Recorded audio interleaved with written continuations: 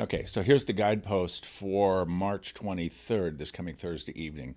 Last week, we were reflecting on the work of Nancy Hancock Holland.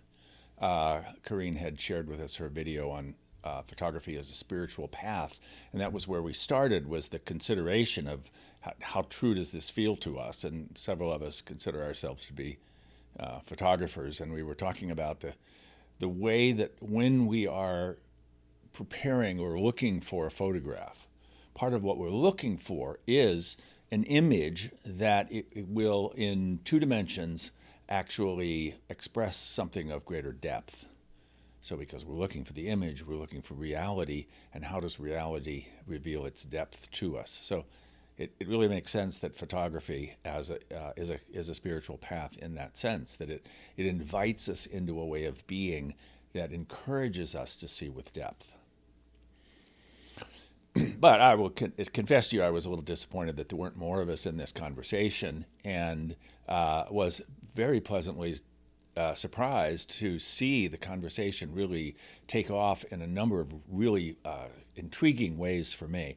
One of them about the nature of that came up for me was about the nature of violence, and I'm going to talk more about this in the future because I really need to get my head around how to talk about what came to me in that conversation. But I do want to talk about the concept of authentic self. Apparently, Gabor Mate thinks it's important that we find our authentic self. He's not the only one.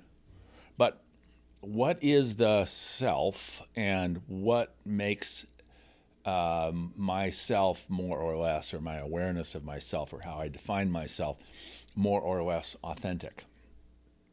And as we reflect on the various selves that we can be, we discover that we're actually rather different in different relationships. A different context calls forth a different way of being. And so being authentically myself in one relationship is going to be different than how I would be authentically in a different one.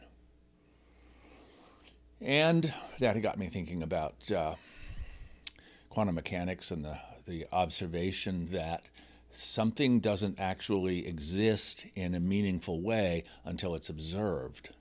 And so I and myself exist fully only as I am seen by another. And so it's really not that I'm creating me or I'm creating myself, but myself is a construction of the relationships that I have with others. And we definitely see this in early childhood development, where the self-concept and the awareness of an infant is so powerfully created by the relationship of the infant with other humans, with the mother. That bonding with mother is critically important. So do objects create relationships, or do relationships create objects, like the mental object, which is how I think of my authentic self? So it may be that the issue isn't so much am I being authentic, but is my relationships with others authentic? Are we entering into the relationship in such a way that we're creating this quality that we're calling authenticity? And while I have no control over how others enter into the relationship, I can certainly look at how I'm entering in, and is what I am doing, in fact, fostering this quality that we're calling authenticity. And authenticity is something that arises in a very dynamic fashion, so moment to moment. What am I doing? How am I being? How am I engaging in my relationship with that which is not me, in such a way that I'm creating the most authentic relationships possible? Whew. So, maybe we can talk about that Thursday night. Hope to see you then. Bye-bye.